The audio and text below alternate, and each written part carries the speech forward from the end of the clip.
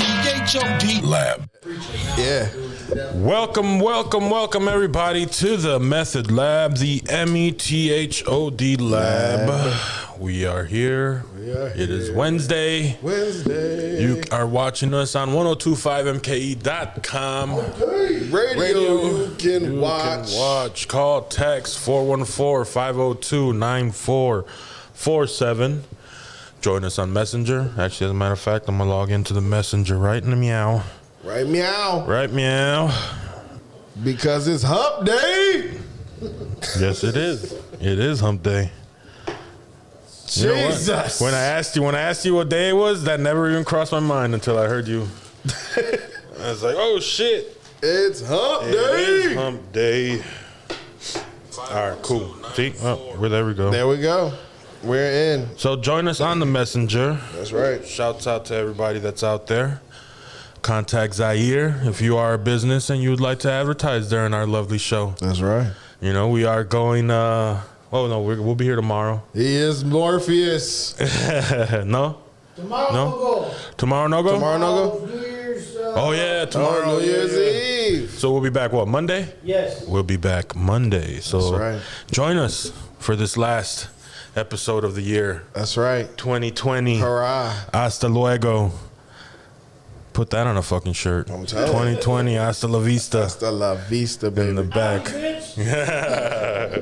Well, now this Wednesday is something special now. Yeah. Well, we made it. Well, we made it. We made it. And, you know, since we're on the subject of this is the last show of the year, you know, why not on a Wednesday, a hump day, when we're getting over just this week, this last final stride out of final 2020. See, that's we're the to thing. I've known this guy for, see, right there. I've known him for years. And every single time we get somewhere near New Year, he hits me with that shit. That's it. And it becomes a thing. All throughout the year. That's it, man. We're in the final countdown. That's why yesterday we had Philly and they were talking about Jaquan features, and he did the everybody in the what was that? And everybody in the club getting tipsy. That's another one. That's another one of our. It's just stupid shit. The wife hates it.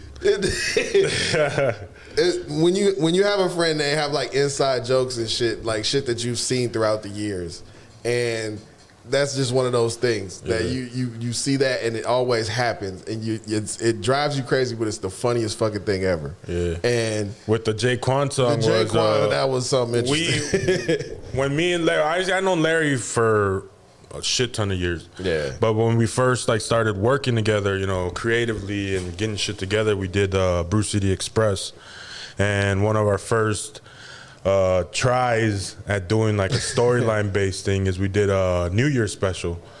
Well, our first one was a Christmas special. That's why we fucking rock out when it comes to Christmas. Anything Christmas, we fucking knock it out the park. We did a Christmas special, but then we followed it up with a New Year's special, and that's how our movie started, with Jaquan and everybody in the club getting tipsy. The story was that was that one year that the Bears were really good and the Packers were really good, and it was the battle. What's that? The battle for Lambeau Field. Yeah, the battle at Lambeau. The battle at Lambeau. And the Packers won. Yeah. And the Bears fans went crazy. Yes. And what up, Chubbs? Chubbs What is in the up, building Chubbs? too. Shout out to Chubbs in the building. Oh shit. Oh shit. He switcheroo. Where'd he go? Oh shit. We got Saeed. We'll bring him back. I'm really Saeed's inner voice, you know what I'm saying? Here we go. His inner thoughts and shit, you know what I'm saying? There we go. Wait, which camera? Okay, there I am. All right. One of these kids. We all over the place. We're all over the place. I love It's all it. good. We're situating you. Hell yeah, man. We're assessing. Oh man. But nah, we did this whole storyline of fucking this battle at Lambeau Field where the Bears were really good, the Packers were really good that year, and the Packers actually ended up winning, and the Bears fans just went fucking crazy. Yeah. They turned into zombies and shit. The thing was that, you know, Game of Thrones was a thing then. Yeah, And Brett Favre had just got done doing they retired his number that year. That was the year they retired his number. yeah. And I felt a certain type of way. So I had to give him some homage in one of our projects. But Aaron Rodgers was in Game of Thrones. yeah. Yeah, it was. He got burnt alive by one of the dragons. Yeah, I seen that. He was in there. Fucking asshole. And that still didn't help him with the State Farm commercials. Nah. But it was an interesting thing. Like when we hear like different callbacks and stuff around this time of year, it's funny and it just brings back to that. It's like wow, euphoric moments and stuff like that. Callbacks, and it's crazy because it kind of reminds you of you know being those guys that will record out of your basement. Yeah. And then you look at now, here we are in the station, and it's a studio bro. outside, and just that whole grind. We used to have a fucking setup, right? Middle of winter. Straight up. A fucking garage with no insulation. We went fucking Harbor Freight, bought a whole bunch of fucking tarps and bungee cord tarps around the desk and the computer and shit. Yeah. Like, we was out I had a here. motherfucking butane, like one of them bullet heaters. Just hopefully that shit fucking sucked. We should have just went. Lucky you didn't die from that. No, yeah, we shit. was- I'm just glad the fucking computer screen didn't crack. It was fucking cold in the motherfucker out there. And we would sit there and edit and do voiceovers, and I would come out of there. That's the just thing for me. I sore. like doing voiceovers, but it fucking pisses me off if there's something outside interference. So I would be in the middle of fucking doing a scene, and I could hear my fucking dog upstairs just. Oh yeah. I was like, oh, motherfucker! Just fucking. So that's why we were in the garage. Yeah. So Cold as fuck. cold as fuck. But that's how you got to do it, and that's why you got to do something you love, because Yeah. it's those type of things that if you don't love what you're doing, then those are going to be miserable for you. Sometimes if you Hell love yeah. it so much, it doesn't matter if you're freezing cold. Hell It yeah. doesn't matter what you have or what you don't have. You're doing it because you want to do it. Yeah. Whether you have a future in it or not. You know? Yeah, that's definitely that. Like I tell Larry all the time, it's like, damn, we gotta fucking do another one. Like it's time to do some. Like we used to do some fucking. We Some went real out creative there. We went shit. out there. Like I was fresh out of college, so I was really like trying to learn how to use these programs. And I had taken a whole bunch of fucking like soundbite suites from the school. Like that was our graduation gift. Go into the hard drive and pull as many sound bites or whatever you can. Just take whatever you want, you know. So I took a fucking hard drive full of fucking like sound bites and shit. So that's what we started. Like we would do a storyline, but we would try to rip actual sounds. Like so, if we were doing a city shot, we would try to build that sound, the birds chirping, the fucking Okay. people hitting the fucking, you know, the curb Yeah. and shit like that. Like really create it in an audio version of what you would visually. That's like back in like the 30s or 40s Yeah. on the radio when they Yeah, that's exactly That's what we exactly what we based it. did. We based it off of what is that one? The Shadow, Yeah, like the old like noir, the old noir, yeah. the Shadow like Knows, Shadows, the Dick Tracy's, the See, the thing that had War of the happened Worlds was- and shit. Shane. Yeah, I had just come out of college. We're moving into our house, family home, you know, all right, now this. And I started smoking cannabis again. You know, I took a break there for a while doing the father thing, and man, we were inspired. We used to go fucking duck off in the garage. That's probably why we really ended up in the garage. Yeah. 'Cause we used to go out there and smoke some bowls and write stories and shit like that. Yeah. You know, fun times. Like I was a story writer. Like I learned that when I came out the Marines. My first job was being a manager at Northtown Cinema. So I was around like Ross Bigley and Jelani Nation and Ruben Whitmore would come through a lot, and you know a lot of those cats, Reggie Brown, a lot of them would come through, and you know I had a lot of those resources to go and see all these filmmakers. And I learned a lot about story writing. And it was like, man, you come with a script, you know, it's easy. to just, you know, push it out there. If you know the right person, you get the right director, you can make it happen. But it takes the right director that you want to you know, create your vision. Otherwise, you do it yourself. Yeah. So I was like, shit. Well, if I know how to write a script, and I can just learn how to direct, you know, take some photography classes, learn how to direct and shit, then I can make my own stories. You know, and financially and stuff, things happen. Became a dad. Life happens. Got to, you know, take breaks and stuff like that. You know, had the opportunity to go to Full Sail University, but I had to, you know, put that to the side for my baby. Right. You know, so at the time, you know, I was focused on just providing for her. But lo and behold, you know, all the times I would talk about filmmaking and stuff at the house on Odell Street, I would talk all this shit about filmmaking, show these guys all these movies and stuff. Lo and behold, while I'm putting my shit to the side, this guy takes up filmmaking and audio and everything else and learns. Autobody's a bitch, man. Autobody. As soon as I graduated Autobody, I was like, you know what? This is not for me. Let me get my diploma. Let me go find something else to do. Yeah. Man, because I love it. I love Autobody. I love, you know, working with the Bondo, fixing metal, doing all that. Like, that shit's dope. But once I had to fucking start buying tools and start buying, like, man, I'm gonna buy all these fucking tools. My body don't like it. I was like, man, let's go do something what you really, really, really like. And that was crazy. That was video. Cause it was nuts. Cause I was doing call jobs and shit, like calling people and stuff. Yeah. Call centers, and also working at the Geek Squad installing like sound systems and shit. And he's graduating, you know, from doing all this directing shit, the camera work and everything, and the editing and all that stuff. So when I link up with him, he knows a lot about it. So I'm like, okay, all right, let's do something. And we would talk, and you know, we would bounce ideas, and it was easy to just work with him and create stuff because we knew each other, like our humor and shit.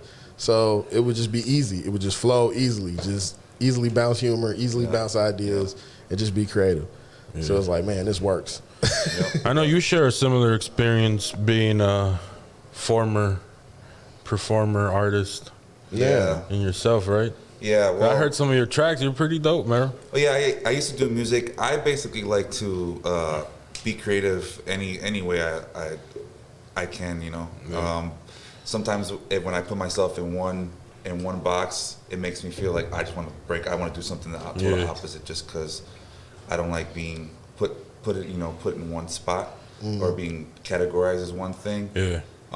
So yeah, any way I could be creative. Like, I do music. I started with music. I always drew since I was a kid. I went to high school of arts, you know. So, and then when you see that, it's not only drawing there. There's musicians. Yeah. There's creative Dance writing, and bands, acting. So you get exposed to all that type of stuff. So. And then when I see movies, like, there's like a part of me that wants to be in every type of medium. Like, I could see myself, I would love to be in a movie. I would love to write a book. I would love to animate a movie. I would love to voice a movie. I love to act. I love to act in the skit of comedy, you know. Yeah. I would like to be in all the, I can see myself, I would love to contribute, you know, put myself in all those type of different scenarios. Right. Yeah, same here. I don't know, something about creativity that just, it's for me. You know, I don't know if you guys as creators, you know, if you feel that, like, it's like moving away from Wisconsin. Like, it always brings you back. Yeah. There's something. It's like being a creative is like, you can go play the, you know, 9 to 5, you know, climb the corporate ladder, but in the end, like, I don't know, it's just something that's not for you. Like you said, it's a box that you just have to break out of. Yeah. I've had all regular jobs. You know, I worked at Walmart, and my first jobs were all physical jobs, moving around furniture and stuff. And I was like, that's not how I want to live. You know, I don't want to be someone just telling me to physically move stuff around. My back hurts. You know, I start having back problems, all that stuff. So then I was like, I need to make sure I'm boss of myself. So if I ever need a break or I need, some, time to myself, I can do that because I work for it. Right. Shouts out to Amber. She said her dad was an auto body tech, painter, restoration. That's dope. Like I said, auto body it's an art. Money Mike does auto body, and he's tip top Magoo. Yeah. He's a what is he? He's a what's the ICAR certified? He's like he's he's definitely so he's certified. like a master tech at this thing. So they're definitely auto body is something that's dope. Yeah, he's helping me with my truck. Yeah. Yeah, my alternator. Órale. That's what's up, man. I don't know. Like I don't know. I think what just going back to what you were saying about being creative, like I know like one of the things especially like that stands out when they talk about when you talked about we smoked and then we would just be creative. Mm-hmm. Yeah, it'll be some interesting, funny shit. If you're trying to be funny and you're trying to make create something that would make somebody laugh, yes, Bud is definitely in the picture. However, If you need to really map something out, right, if you really need to map something out and you're really seriously, writing something, of course you can't just smoke a bowl or blow a blunt and then just start writing some shit. Can you? Nah, Can't. I really can't. I can't. I'm a very functional. I get the idea, but I can't. Get the idea for it, but in order to write, like, you're gonna need that's some too sober much. hours Yeah. thinking about it because something sounds funny when you're high and then you wake up in the morning and like, what the hell was I thinking about? Yeah, because like just as far as doing it, it's like nah. Like for some reason, even texting it would make no sense to me, but playing a video game does. I can think about it and say, "Ooh, that's funny," and then just click, like save a picture, and then just leave it there and just do something else. But when I come back to it and wake up in the morning, I'm like, what the fuck is this? Yeah. And if I get it, then okay. But if I don't, then I'll just save it for later. My phone is chock full of that shit. Yeah. And I still don't know what to do with it. Yeah, like I think of comedy skits. Like if I'm a full-on comedian, like I feel like I swear I have 15 minutes of material, but every time I sober up, I forget it. And every time I smoke again, I'm like, oh yeah, I remember. And I start going off about this, it's a subject about certain subject, and then, My brother always tells me, he's like, man, just record it. yeah, Just on your phone. Just every time you go into a fucking creative moment. Well, shit, you tell me that too. Yeah. Just fucking hop on. But it's so hard. I hate hearing my voice. Like to hear the playback. I'm gonna watch my video and I'm like, I'm so fucking smart. I'm speaking English. I'm afraid that shit'll leak. That's the thing. Like I'm afraid like you delete it and it doesn't go away. Yeah. Like some shit, like one time, okay, I'll tell you this. And I'll leave the parties out of it. One time I made a tape. Not even a tape. It was just a video. And with this girl. And I thought I deleted it off my phone.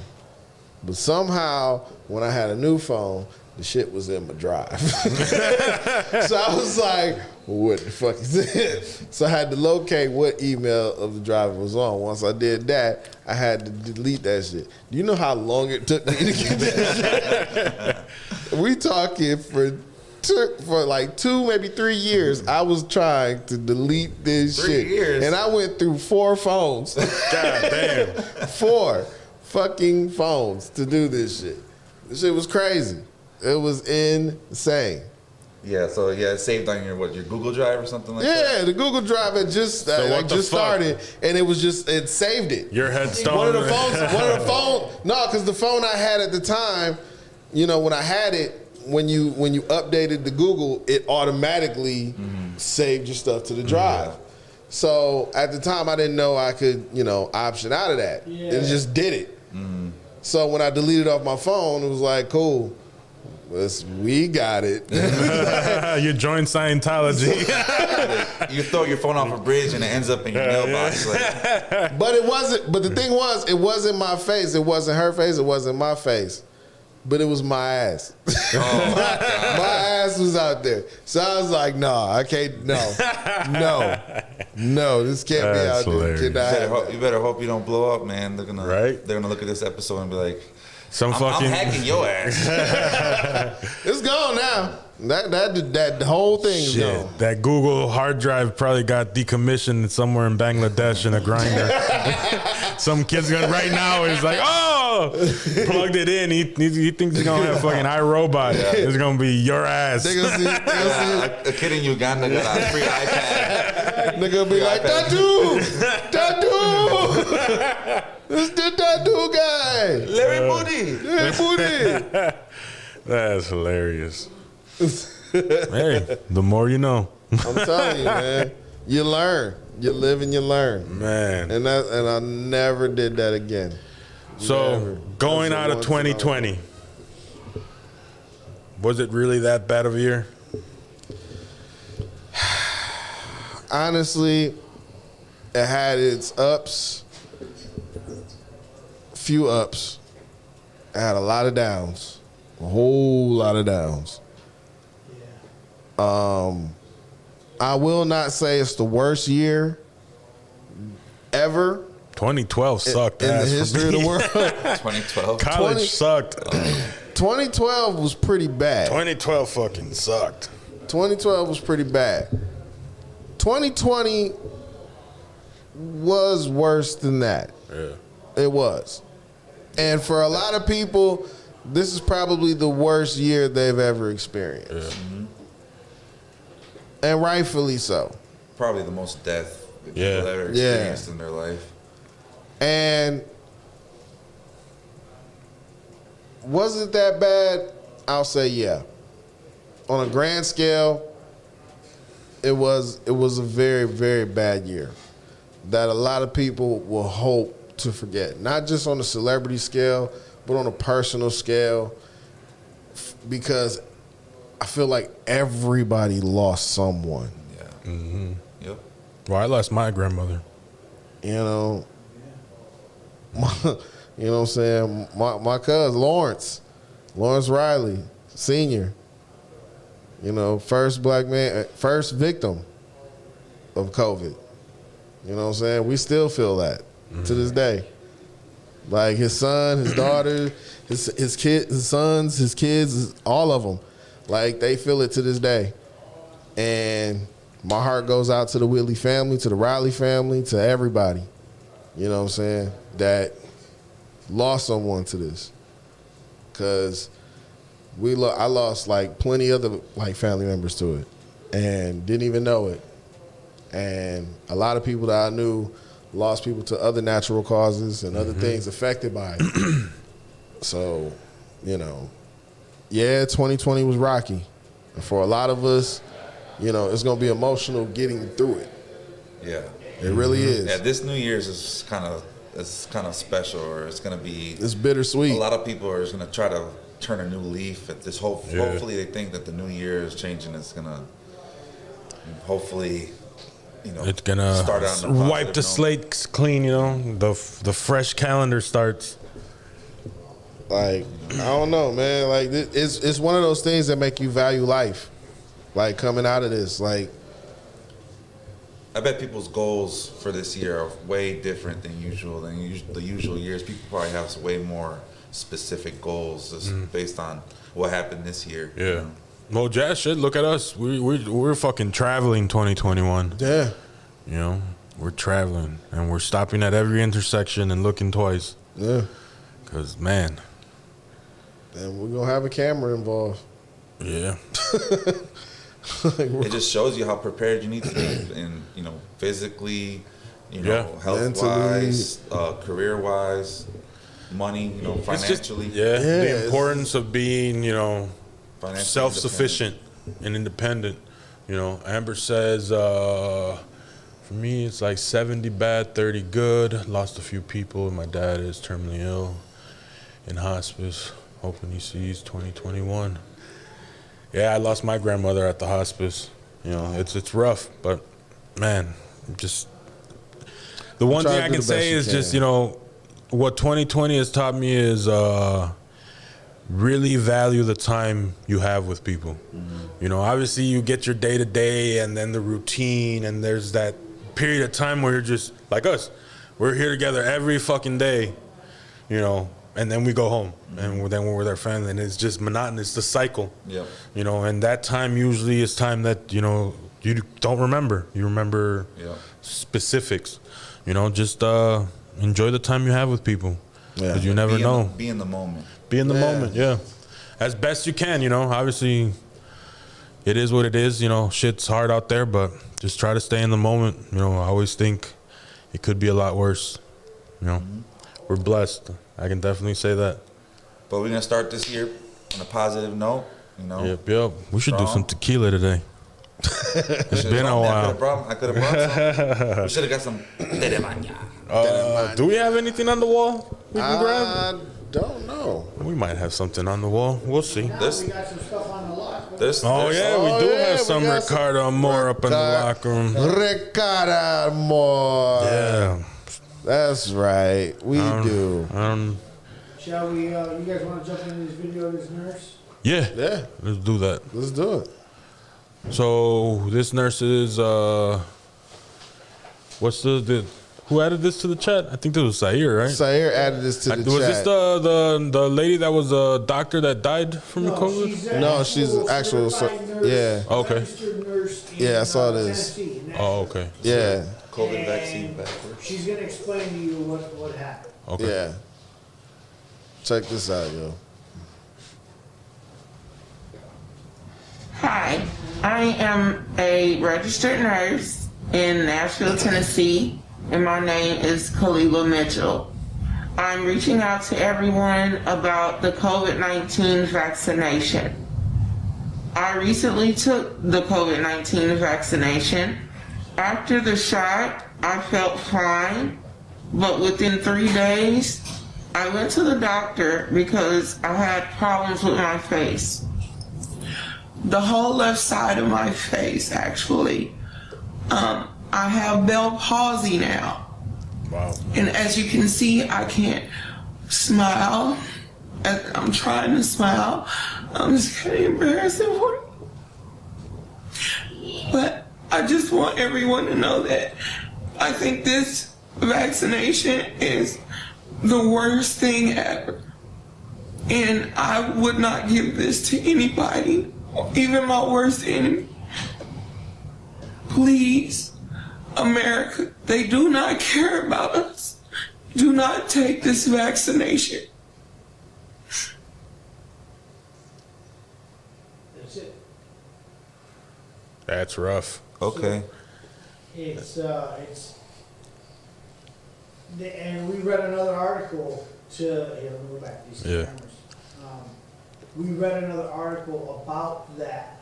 Uh-huh. The CD said, it only happens to like 1 or 2 people in 4,000 or 5,000 that are willing to deal with it. Uh-huh. Well, if you knew that was a damn side effect already, Why why did didn't you you say say so? anything? Yeah. You know what I mean? So, like I said before, Test it out. So the palsy is a side effect? Yeah. why don't we right out the gate? Yeah. 3 days later. 3 it days, happens, yeah. you know what I'm It saying? must be something once it hits the immune system or whatever. It's because like if people have, if I'm not mistaken, people have obviously their DNA stays consistent within all of us. You know, the makeup of our DNA. But there's like certain molecules or what is it exact that like Our- traits, our like our genes. traits and our genes are Yeah. different. Yeah. You know, You have yeah, like the what's it called? The precondition. preconditions, like, you know, if my dad has heart problems, I'm probably gonna have heart problems, type of shit like that. You know, so it is, you know, right off the gate, you know, I don't know, it's just, it's a damned if you do, damned if you don't thing, because, you know, Yeah. for some people, this vaccination is gonna work, you know, because you have to look at the science behind it, you know, but there are gonna be those cases where, you know, It's just like it everything triggers else. something. It's what's the risk to you? You know, is Yeah. it worth it to you or not? And what's the best way of doing it? You know, is it, you know, obviously we have all these ancestry DNA tests that we can run. They have specific ones that they can test you and it'll show you what you're prone to. you know, or what your family or what your DNA says that, okay, well, you have a good chance of catching this, Right. you know, and if somebody that's going to take a COVID vaccine and that's something that they want to do, then maybe taking that extra step and doing this other test first to see if some of the, you know, things that are being said that, well, obviously some of the damn, that sucks that you have to fucking say it, as those test subjects that are having allergic reactions or bad, you know, turnouts with this new vaccine, you know, because now we went from having the Pfizer one, then it was that second one. I'm not sure what that second company is, but now there's a third one. So now you have three different strains pretty much, because you can't mix them. You can't take one from one and then the second dose from another. It has to be And so the pair. which strain is this that she took? You know, Exactly. From what company? So Like even yesterday I read a report that in Grafton, an Aurora clinic that got the first shipment of vaccines, somebody took them out of the freezer because they have to be at a cold temperature. So they took them out of the fridge, left them on the counter overnight because they were trying to get something behind them. So they took it out, put it on the counter. So they had over each vial, it said holds about 15 doses. So it was a whole row. It was like just garbage. They pretty much called the staff and got all the staff to the facility and injected everyone, as many as they could, before it got to the temperature where it was no good anymore. But they said that they had to toss out at least 200 of them.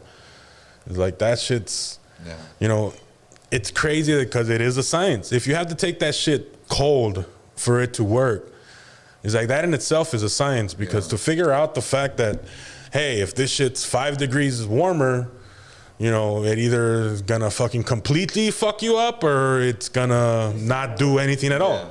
You know, it's just, I don't know. It's fucking.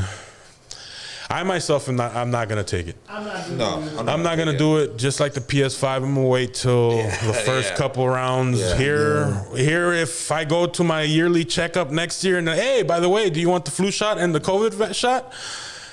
All right, fuck it, let's do the COVID one.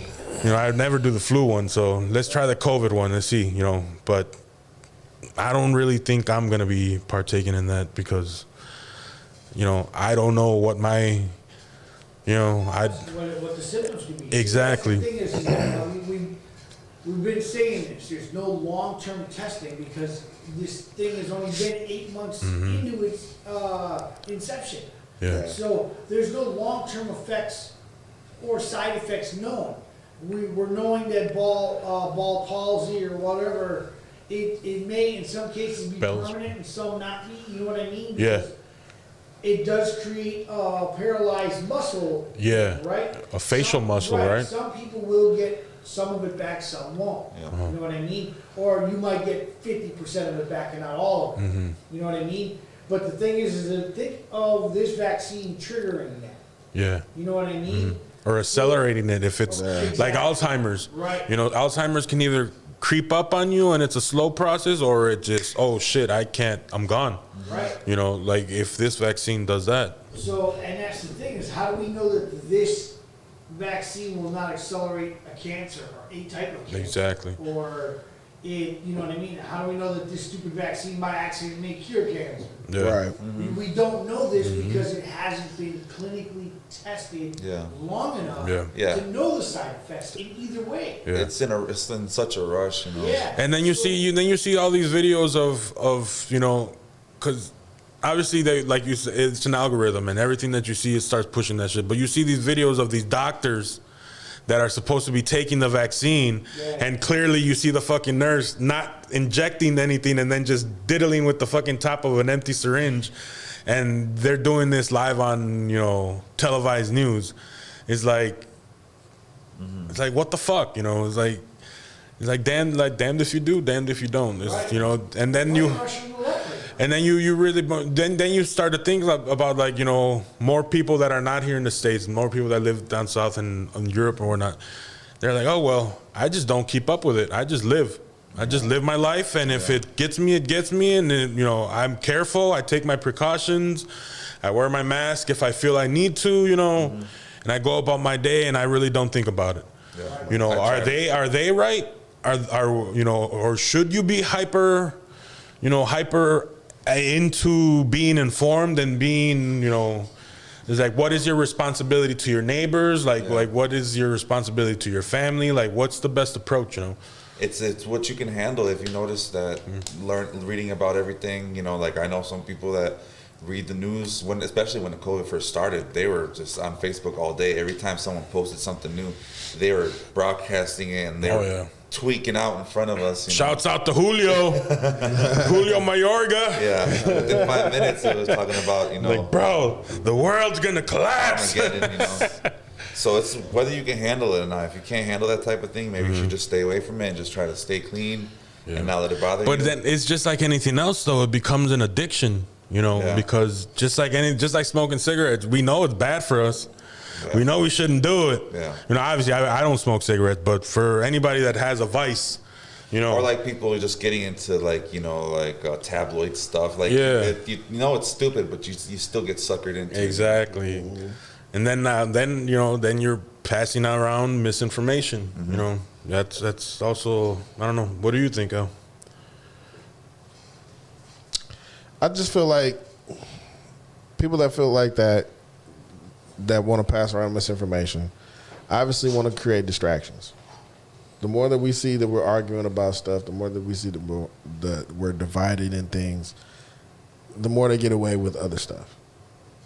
It's like that hidden hand shit. Like I was watching that documentary I was talking about. Like I finally finished this shit. And I actually finished it this morning. That Wild Wild Country. And the crazy thing about it is it tells the story of this Indian guru out in India who had these rival idea of awakening people out of religion and saying, put away with that bullshit. Just little words. Put away with that bullshit. Like, have open marriage. You know, purge yourself of those anger and those resentments and the jealousy and the greed and all of that. Purge yourself of all of that and then live in peace. Garden your own fields. Tend to your own stores. Create and stimulate your own economy. Don't depend on the government. Take care of yourself. And he will build these communities in other places, in other countries, especially in India. But India was like, man, we don't like that shit. That ain't Gandhi way. So they rivaled against him, and they were about to come and get him because they felt like he was up to illegal shit. So before they could grab him, he's like, I feel like I need a place where I can practice this freely. And his secretary, Sheila, Manana Sheila, she was like, you should go to America. She's like, they believe in the Bill of Rights and the Constitution. They won't purge you there. You're free to practice your religion. So they go to Oregon. And not just any Oregon. They grab a place that wasn't even shit. It was like 44 buildings there in one town called Antelope. Like close. They grabbed the whole region of unclaimed land and they purchased it. And they grabbed all they followers and stuff that followed at the other place that were Americans, there were Europeans that were there, that came and merged and lived in that community. They followed. And people that had heard about it, they took buses and came out there. And they all put on like red outfits. They were dressed in red hoodies, red coats, red bell bottoms, red silk shirts and everything. And went out there and built the whole thing up and took over. And Oregon people are old. You know, they Republican, kind of conservative like. They out there, it's old, it's quiet. Drink Coors Light. Yeah, they cowboys, they hunt, they fish, they chew. And we watch the Bible, we watch football, and we pray and we eat and we have supper. And we pray again. And we pray again and we go to bed. We tend to the fields, we go to work, and we're quiet. We don't dance. We don't wash our jeans. We marry one person We don't have sex outside. In the biblical sense. We wear underoos. They were the total opposite. So they saw this shit and they was freaked out. They was like, nah, we can't have this shit. But these motherfuckers were smart. They came in, they understood the politics of the game. They said, okay, by this region, they don't want us here. Let's start buying property. And they start buying building after building, home after home. And people were sitting there on the porch with a goddamn gun. Fuck that, ain't no Indian coming here. Ran them off once and run them off again. That shit happens here? Shit, in Oregon it did. That shit happens in America? And that was in 68. That girl went up in there, put a check in his hand. That motherfucker had his bags packed, said, you can have the place. And that happened all over Antelope. And they bought up all of that, and then they bought the town. So then everybody else outside of that is just like, the fuck just happened? Mm-hmm. Like, what the, how did that just, what the, you sold? Like, hey, man, they got money. Yeah, all 4 railroads and the utilities. What the fuck you want me to do? Right. Every time I landed there, my rent was $700. And not a check bounced. Like, people packed up and left, and whoever wanted to stay, stayed. And they were majoritied out. Like, that's it. They got the town. And they were changing signs and everything. And all these people are looking at this and saying, well, what the fuck? If this continues, what's to stop them from taking all of Oregon? And then it became, well, wait a minute, they got to be doing something illegal. Fuck that. Fuck that. And from 68 all the way to 85, they investigated, they purged, they did everything they fucking could. They watched, they planted. They wanted everything. They tried everything. They was following her on the news, and she was just the speaker. For all those years, she was just clean. We're doing everything. They were taking homeless people off the street and putting them in the residence and everything, and just doing all of that. Just making they numbers stronger. And next thing you know, people looking at this and saying, wait a minute, they're taking homeless people off the streets from everywhere? They said, yeah, they're just going all over the country, saying, hey, we got buses, send us your homeless. We'll clean them up. We'll give them a place to stay. We'll give them jobs. We'll clean them up. We'll have them, part of our community. And people got scared because they're like, wait a minute, they got more people than we got voters. So then it became, wait, they got to stop this shit. And they stopped them from voting. They denied all of them from voting. They had changed. They came, got IDs and everything. And they was like, nope. Oregon stopped it. It was like, you cannot vote. You cannot vote here. None of you. Any of you wearing red, you're not allowed to vote. First time that's ever happened. Yeah. As far as like, in this story. But it happened. It happens to black folks. But it's a different story. But it's a different story. But as far as in this situation, they was like, nah, like you motherfuckers don't count. And just had to block them out. Because had they came and voted, what they were gonna do is they were going to end up sending their own representatives into like Congress seats and representing Oregon. Mm-hmm. And at the same time, they were going to end up taking over the next county, which was bigger, which was Wasco County. And if they would have took that, Portland was next. Nothing was going to stop Portland because Portland didn't really have shit. They didn't even have a team, goddamn it. Like, really?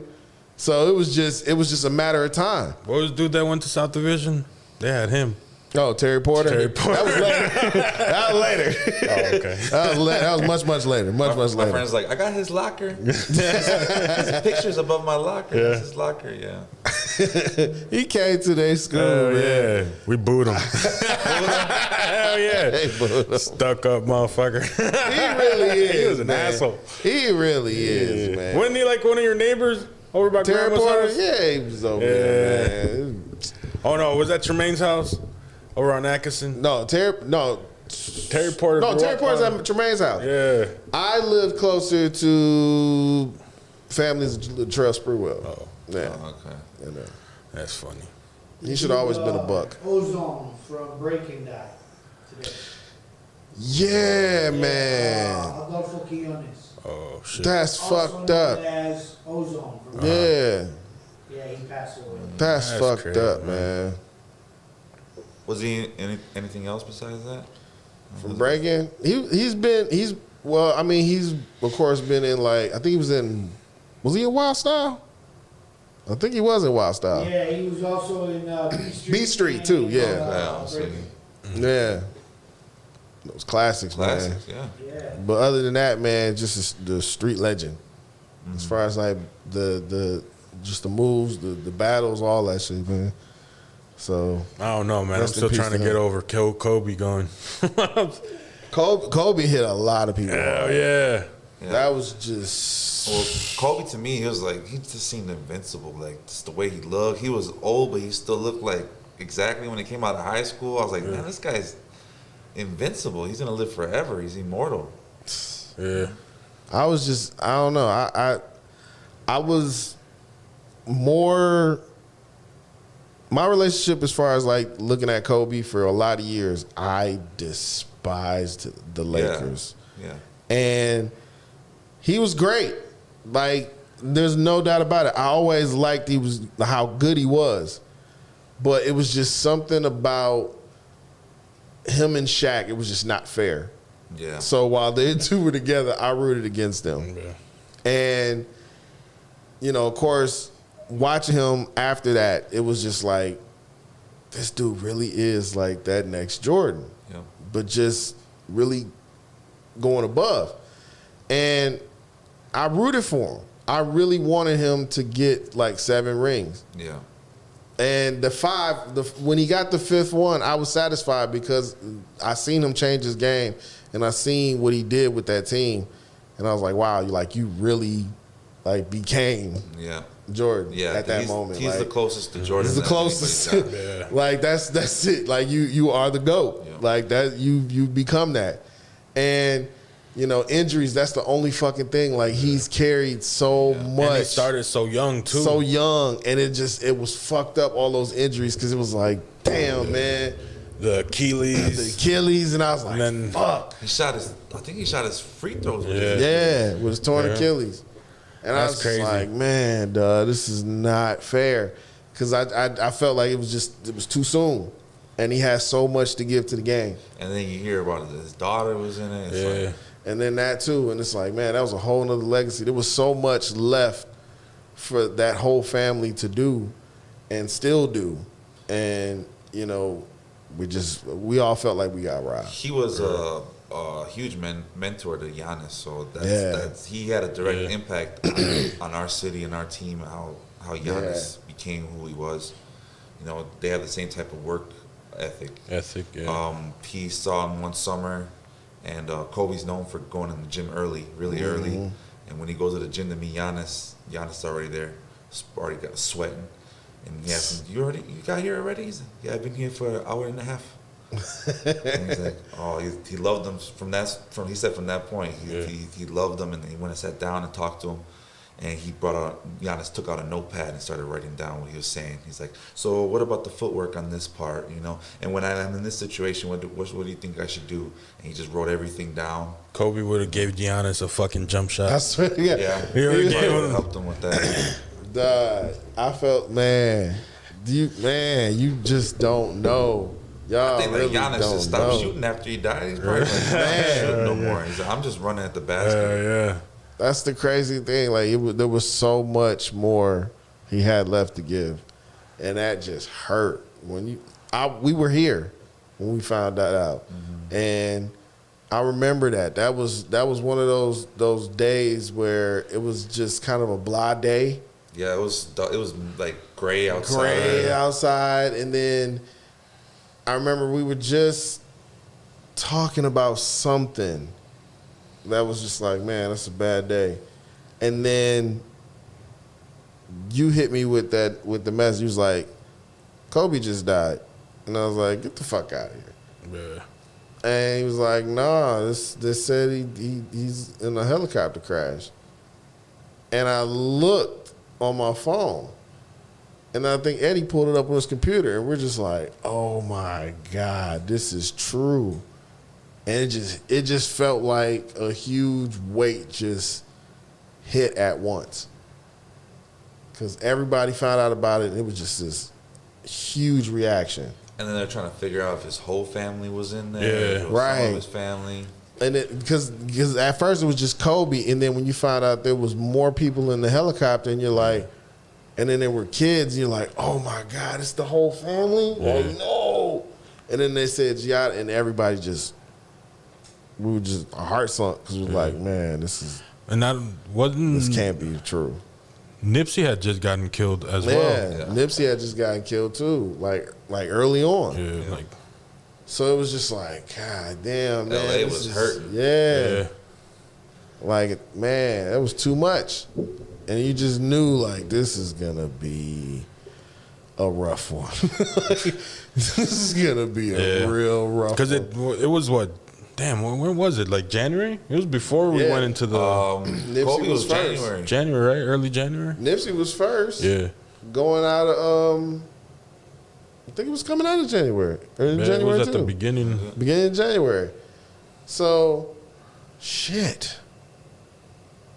And then Kobe was towards the end of January. yeah. And then all of a sudden, COVID cases. Yeah, People started getting sick. We hear it a little bit around that time. You were hearing about. You were like, hearing in about it in different countries. different countries. in different countries, and But they were describing it, and people were like slowly starting to speculate, like, hey, wait a minute. Didn't one of y'all have that shit? You mean to tell me we ain't never had that shit just recently? Yeah. And I started thinking about it. I'm like, I think I might have had that shit recently because I did fly out to Vegas. And I remember a lot of people was feeling like that coming out of Vegas. And I was like, damn, did I get that shit? But then, you started to see like people dying. And you're like, oh, no, it couldn't be me. yeah. And then it started to panic. And then the toilet paper disappeared. Toilet paper disappeared. Yeah, for some Those reason, are everybody- crazy ass fucking times though. Like I was all of a toilet sudden paper, people started Lysol. shitting themselves. Yeah, right. Toilet paper, Lysol. Because everybody was batting down the houses talking about some, man, we about to shit the house up. And motherfuckers Lysol everything except for the toilet seat. That's the funny thing. They stacked the cart up with plenty fucking food that's gonna process real fast and plenty fucking toilet paper. It was like, we want this to be a comfortable diarrhea session. Like, if I'm gonna shit out, I'll shit this. I need something to start it. Tater tots on sale. I'm going in. That's crazy, man. They're nuts. They were going fucking nuts. I didn't go to the store that whole time. Probably Me neither. 2-3 months in. I didn't Bro, go we the used to store. go out to the store like we were fucking in The Walking Dead. Like I was. I like, knew Walmart. I know Walmart's gonna be the hub. It's Hell gotta be the yeah. hub. I was like, I'll never go to Walmart. Maybe ever again. Probably I've, not. I've been there a couple times, but I already knew that. I was like, that's gonna be the hub because you get sick there. When COVID wasn't around, you go Walmart and get sick. Yeah. You know it's because everybody's gross at Walmart. Hell yeah. Fucking disgusting. Like you go buy a bag of grapes and there's like 3 grapes in the bag because everybody then took a sample. And you see like a baby on a cart with half the grapes like this. Just like grab whatever you want. Snotty Just say ass, sample before you eat it. snotty ass Just finish baby. it before we get to the cashier. Booger snot on the fucking stem and shit. There's like old apples where the baby formula's supposed to be. Put it back. And then if you don't have that experience, you definitely gonna get sick when the two chicks start fighting up front. When them two heifers get the boxing up front and then baby daddy is in between, and then the other girl that came with the other chick start boxing him, and his hat blow off and that hair dust go in your air, and you Or may start tryna- sneezing that shit, you taking it home. Or you're trying to pay at the register, and the lady goes up to you. You're going to hell, motherfucker. Exactly. You get just spitting in your face and shit, blowing her fucking snot dust in your nose, and you inhale that shit, talking about, I'm trying to save your life, bitch. You're killing me, man. You're killing me. You know, that's the type of shit that's gonna happen. You're right. Shouts out to Walmart You're and right. people of Walmart. Wally World, you're a cesspool. Send us a check. They're like those little in high school. You had that little circle, and you put like your finger in it, and you, all of a sudden a week later you saw all the fungus grow from it. That's Walmart. That's Walmart right there. Yeah, either that or the fucking Walmart in a nutshell. Yeah. the fucking meth test that the cops keep. Fuck a check. Spray that spray. Everything's turning blue. Fuck a check. Send us hazmat suits. Shit, I don't even trust the paper you send that shit. So I don't trust the money you give back to me Right. from the cash register. Motherfucking Tainted. contaminated. Yeah, fuck you and your deals. It's got cocaine and COVID on it. Messages on it. I gotta train my nose to detect these things. You gotta do this when I gotta put the filter on my nose to get the COVID out. shake the fucking web up. Affecting every dollar. It's fucking terrible, man. That's hilarious. Nah, you know what?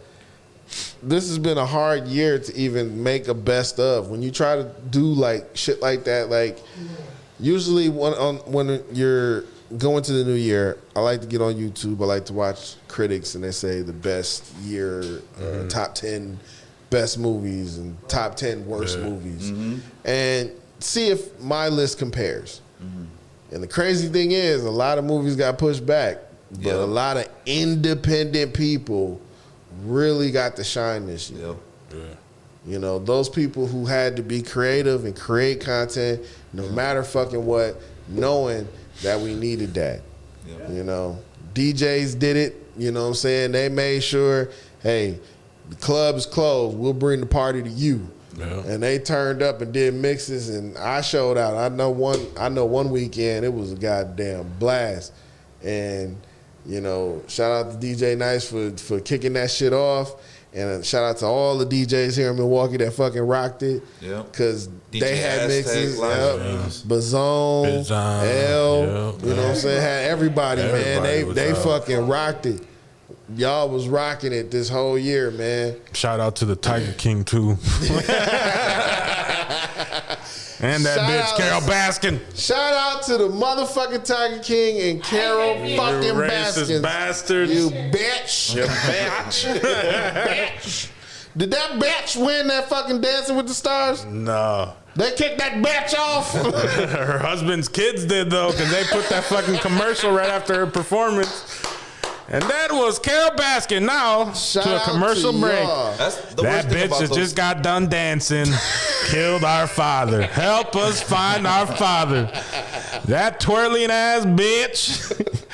The worst thing about those documentaries that they make you get to see those horrible people, but then they get famous. They can make so They much can make money. so much. Shit. The If he dude- wasn't in jail, he would have had a TikTok. Remember the motherfucking Meth Batista? Dog, he got his teeth fixed off that shit. He made money off that shit, Yeah. and he got his teeth Yeah, fixed. and he'll probably make a commercial before and after. Dog, he said, "I'm getting back in the gym."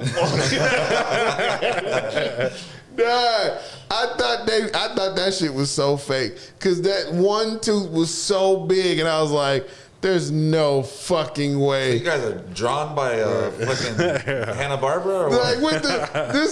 why is his tooth that damn big? What do the rest of them look like? That don't even look like the one that's supposed to be there. That's my can opening too. Right. I got that at Spencer. Like, it was so comical. If you are one of those people who resisted to watch that shit, I am. Shame on you, man. I did for probably the first month, and then I ran out of stuff to watch. And I was like, let me put this. I know because I already knew what was on, what was happening is by all the memes and all that stuff. I was like, oh, I figured out the whole story. I was like, I guess I'll watch it. And then, yeah, of course, you get sucked into it. You can't believe the characters you're seeing. You think I feel like it's someone actually produced this movie. No, that's the norm. nah, I watched it like as soon as we went on break, and it was like the first day in, and I was laughing so fucking much through this whole goddamn thing. Even when dude shot himself off camera, and I was just I like, was like, oh his his reaction was so priceless. He just sat there. And I'm sorry. It's sometimes there are moments that are not supposed to be funny, but they just are. Yeah, and it's so extra funny. And it's extra funny because you can tell what's gonna happen. I felt it coming. I was like, okay, we haven't seen this guy interview yet. Yeah. How does he go out? That's what I want to know. Oh, yeah. How does he go out? He's not talking. He's not Something talking. happened. Something fucking happened to this guy. Yeah. So either he was eaten by a tiger too, He was in the reptile right? exhibit. And lo and behold, Right next to the hard drive. Right. And lo and behold, playing with a gun, he shoots himself.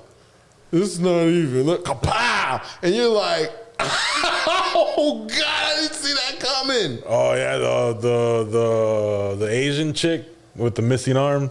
Oh When they- yeah, that was She fucking got the fucking crazy. death row. Man, That's dedication. that is. Yeah. He fucking and it, that's funny because ASAP. my favorite part always comes up after that because he's got that damn jacket and skinny jeans on. He says, "I'm never going to financially recover from this."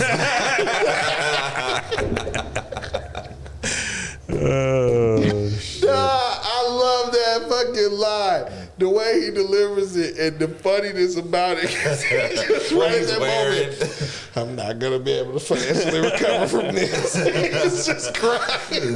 That's what you're worried. You got way more to worry about. Yeah, just imagine though. God. Just imagine when though down the line when he saw her pull up to the fucking driveway. Hey, can I have my job back?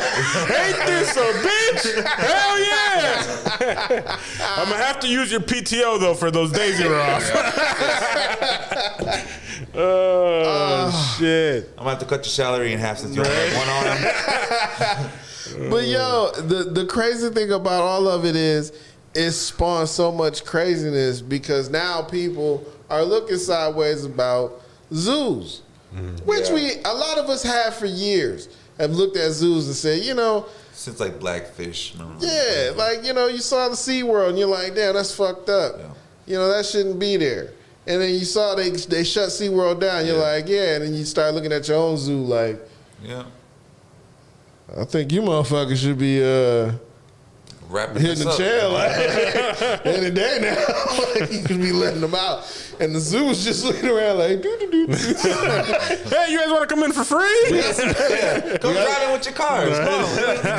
We got a tank in the parking lot. You want to take a We picture with it? reconnected the dino exhibit. We're actually taking the animals out this year. We built the zip line. Just trying to do everything they could. Feed the lions. Feed the lions. Go ahead. That one's sleeping. Like they were doing so much, just so much to try and avoid that. And then Tiger King comes out. And finally it hits it on the head. Tiger petting, tiger zoos. And then it's like, okay. Sanctuaries. Sanctuaries. Quote, unquote. All of that shit. You know what I'm saying? Those sanctuaries. All these people that spent their time doing that shit and then realizing that motherfuckers was using these damn things for pussy. Pussy and money. Yeah. And they were killing each other over it. This was some gangster shit. Like, people were really dying and getting fed to tigers over that shit, which you always knew, but you never heard a story. Mm-hmm. And this was the mother of all stories. It was like, oh, has everything. And the fucked up part is just a normal ass Every CSI day, Miami CSI episode. Straight up. And it spawned so fucking much.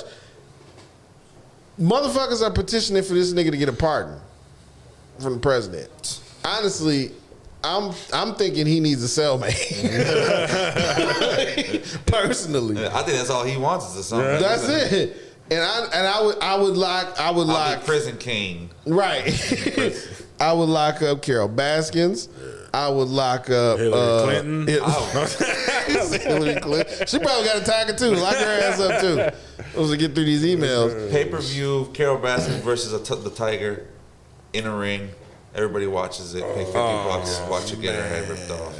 That's fucking crazy. What if she, if she comes out to that match it would be funny if that lady who sang that fucking video for her singing her little theme song and she kills her. Wild and free. That was the most discomforting moment of all time. Like Amber said, all of those music videos were fucking epic. Ah, got it. Why was this video so goddamn lit? It was fucking thunderstorms and shit. And I'm like, where the fuck you see a tiger at? Goddamn cornfield. And the goddamn tiger just sitting in the goddamn lake. And I'm like, what the fuck is a tiger doing in Tennessee? Like, this shit made no sense. There are more tigers in Texas than there are in the wild. Shit, I believe that. Texas is a big ass fucking Texas state. by itself has more people that own tigers in their backyard than there are in the wild. Oh, my Fuck that, God. man. Why would you want a tiger? I don't know, bro. I don't know how you handle those when they get bigger. Yeah, right. Just gotta leave it. Fucking swift jabs to the fucking jaw. What the fuck? What do you do? Like, that shit hits on so many. Why do we have tigers in this climate? I just realized that. If we got tigers down here, we probably got a New York Zoo, and you know New York weather is fucked up. So why we got tigers up there? Yeah. Why do we have tigers all over this goddamn continent? Yeah. And they don't even fucking supposed to be here. Fuck it. Why do we have all these goddamn animals, period? We don't even go to the zoo like that. No. We really don't. It's dying. It's dying. Yeah. If we want to go see the animals, we'd rather go see them in the habitat in a controlled way, preferably Jurassic Park way with the Jeep and everything. Get your own Jeep and just drive past. Just watch Planet Earth in 4K. Even that, 3D TV. like even that, like you don't even have to leave your home. no. Let them motherfuckers go. Yeah. Like You ain't got no birds of paradise in the zoo. you give a fuck about Harambe, let his family go. Yeah. You got two motherfuckers. You got the motherfuckers. Dance monkeys. Yeah, sorry about the other one. Don't worry about this nigga. If he was back in the Congo, he wouldn't be grabbing babies. It wouldn't be grabbing babies. You know what I'm saying? You already shot him on some bullshit. And it's already fucked up because you fucked the whole fucking world up. You fucked up a whole universe. Everything just shifted after fucking Harambe. I think that was karma. I think COVID is karma for Harambe. No, I'm telling you. Everything that's happened after Harambe has been fucked up. Every single death, everything fucked up after Harambe. And it was just, and it wasn't even just the death. It's how we took it. Yeah. It just cracked everything, all understanding. For some goddamn reason, we became fractured on environmentalists. And it was all on a spectrum. And how you felt about it shifted everyone. Because there were some people who cared. There were some people who cared too much. There were some people who cared way too fucking much. Yeah. Then there were people who didn't care. There were people who didn't really see why you should care. There's people who just didn't give a fuck at all. And that divided everything. After that, it was Don't forget about those. They're gonna take our guns. Oh man, Those people, they care about everything. They were don't take their fucking guns. because it had everything. This whole thing: environment, parenting, racism, gun control, animals. You know, being in fucking zoos in the first place. You know, what I'm saying animal cruelty. Everything was just in that cusp of that, and it just that one shot just exploded everything. Yeah. And everything got amplified. And everyone was just arguing ever since then. And everything that's happened has been a tug of war at that. And you felt it. And it just became a boiling point to where we have shit like we have now, when Donald Trump gets nominated and he gets 4 years to play on that shit and press on that shit and say a bunch of shit and amplify everybody's emotions and say, yeah, remember that time when fuck that monkey? So all these people at a boiling point been like, man, I've been wanting to fight you motherfuckers ever since that goddamn that damn shot. Yeah. And it just became this thing, and it just imploded within itself. Because all that hatred and all that stuff made us do all these crazy things, say all these crazy things, and do all this violence towards each other and hatred towards each other. And it caused all this carnage, and then a disease happens, and everybody got to go home. Shut the fuck up. And put a mask on. Because your breath can kill you. Now you got to deal with your own breath. You know what I'm saying? Other people had to smell, now you got to deal with it all day. Like, COVID happened, it was just like, psh, now everybody gone. And just be in your own shit. And it was just jarring for a lot of people. I really live here? You know? When the fuck did we get that couch? And the crazy thing is, it was like the internet was still going, and there were people still fighting to go outside because it was still emotion there. Like, nah, I ain't forget about that shit. Mm-hmm. Like, run that shit. So then George Floyd happens, and it's just like, ah. Mm-hmm. More hell breaks loose. And then all this craziness and everything, and then Trump and all this other stuff, and next thing you know, just bodies are dropping. COVID is spreading. People are losing their lives, and all of a sudden it starts to die down because the numbers aren't going down, going up. Motherfuckers getting sicker and sicker and sicker, and now everybody's like, man, I'm just go home. I gotta chill out. Now it's not as much. It's demonstrations, but it's not as much as it used to be. It's not as much chaos in the street. It's cold. It's cold in a lot of places. Now it's like, man, get your scarf on. Now we're just trying to get out of 2020. So now it's going to be emotional, an emotional release because of all that shit. Was it really worth all that anger? Was it really worth all that angst? Was it really worth all that anxiety just to get here? You know? And for a lot of people it was, for a lot of people it wasn't. And that's something that you're going to come to terms with when that ball drops. Mm-hmm. If you pay attention to that shit.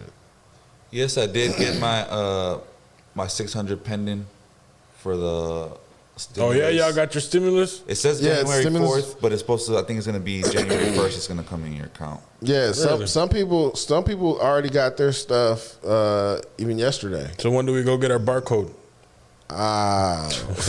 Isn't that part of the deal?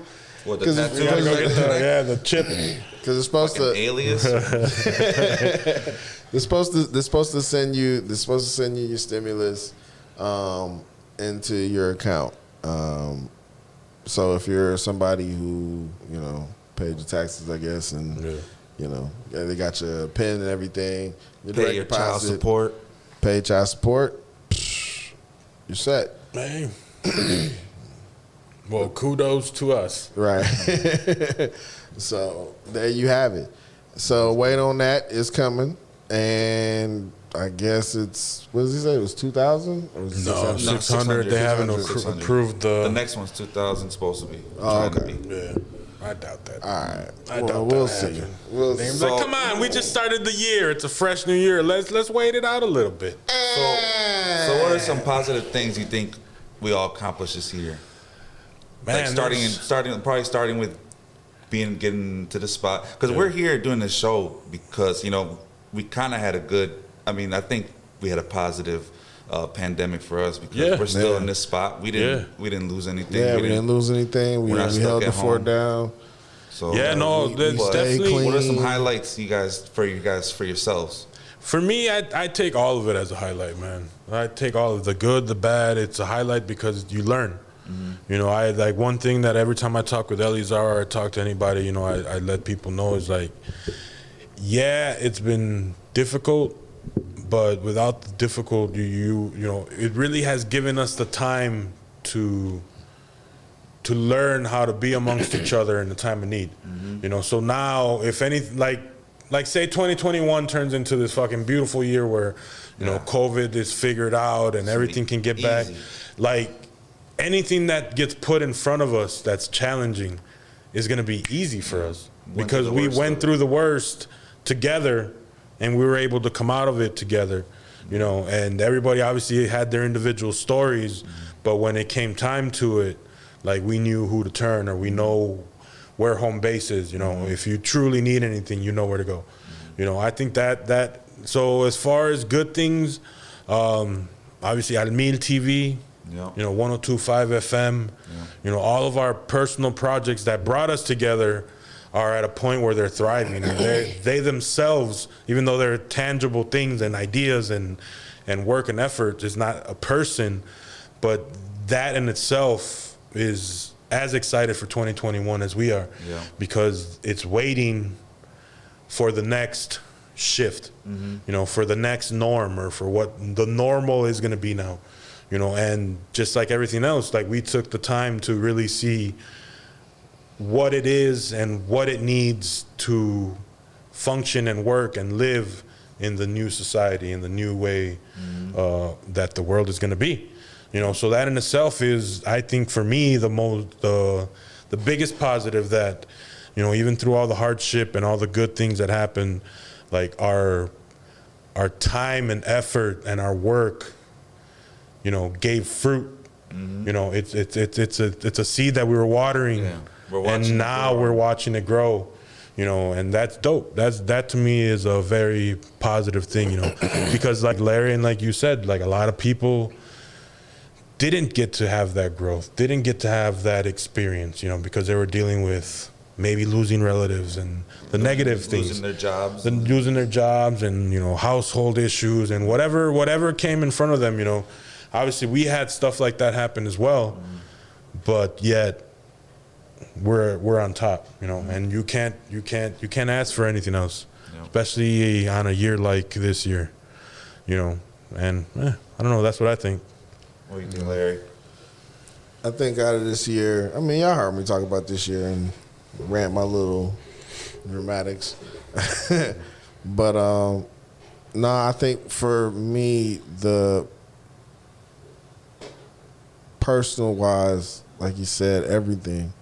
Like, when I look at starting out this year, where we were, and then looking at it now, and then, you know, especially getting to this time of the year where there are certain social cues from strangers, from people that I've never met before, that they can say, that remind me of how far I've come, and, you know, how far I have yet to go. You know, that type of thing really, really hits me. And it lets me know that I'm on the right track. You know, it's one of those universal things that you just, you pay attention to. It's those little things that matter the most. And if you stop and pay attention to it sometimes, you'll be amazed, like, how the universe works like that. And it's a blessing, you know. I think this COVID thing really challenged a lot of people, you know, emotionally, spiritually, you know, professionally and creatively. And, you know, I remember a lot of us leaving here after we did the Levante Las Manos Wash Your Hands event. The first event. The first event. First live one. And it had to be virtual. Man, we should restream that for New Year's. I remember so much of how hard that was, like, personally, for a lot of us, because it was our first event. We were worried about, you know, how we're going to do. Just started. COVID had Everybody just started. was freaking. Julio was here telling us that. Out. I just read an article, bro. You know, I was like, fuck, you read an article. You know what I'm saying? I had family fighting for their life. I lost my grandmother the day before.